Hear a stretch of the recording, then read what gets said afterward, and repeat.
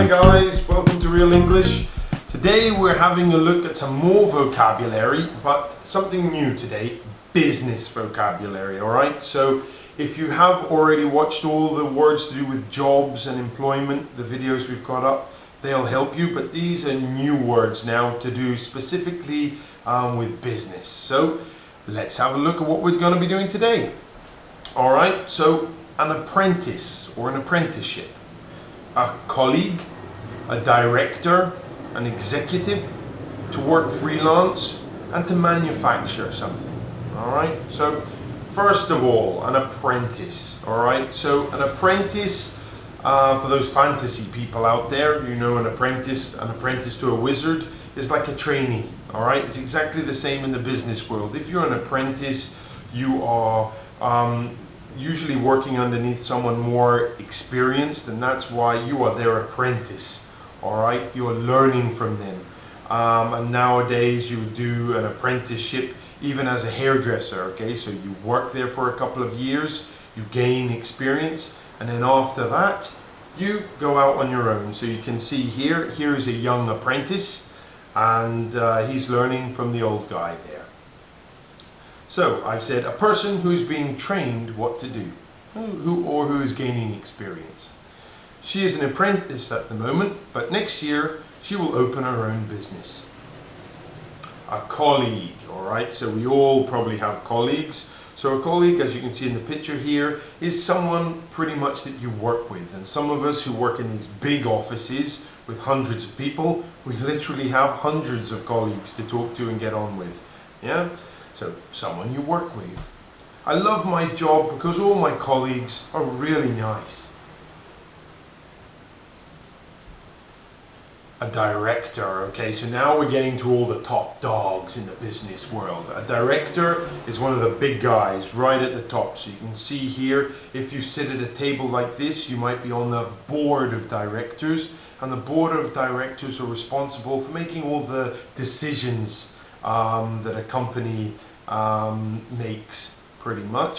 So a director is someone with a lot of responsibility and a lot of power. And another way of saying this, a senior manager basically in a company. So he's right up there. There's a meeting of the board of directors today, which you can see in the picture there.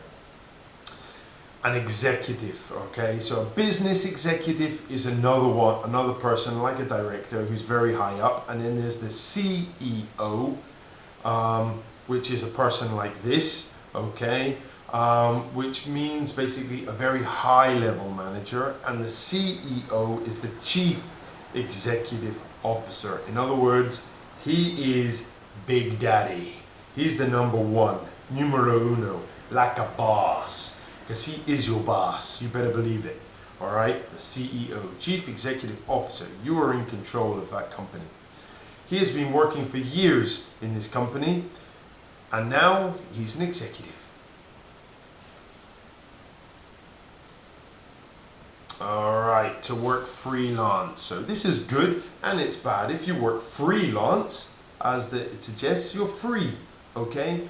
It means you kind of work independently. So you can work, you don't just work for one company, maybe you work for many different companies. Alright, so some people, like a freelance journalist, for example, or in the picture here we've got a freelance photographer. They won't just work for one person, they'll work for many different people. Yeah, so it gives you a lot more freedom. The only problem is, of course, you're not guaranteed work when you want it. He is a freelance photographer and takes pictures for a lot of big companies.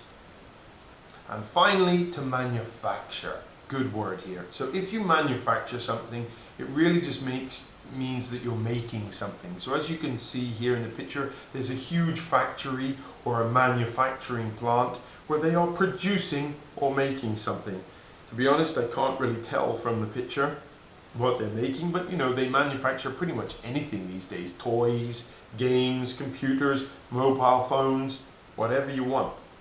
To make, produce.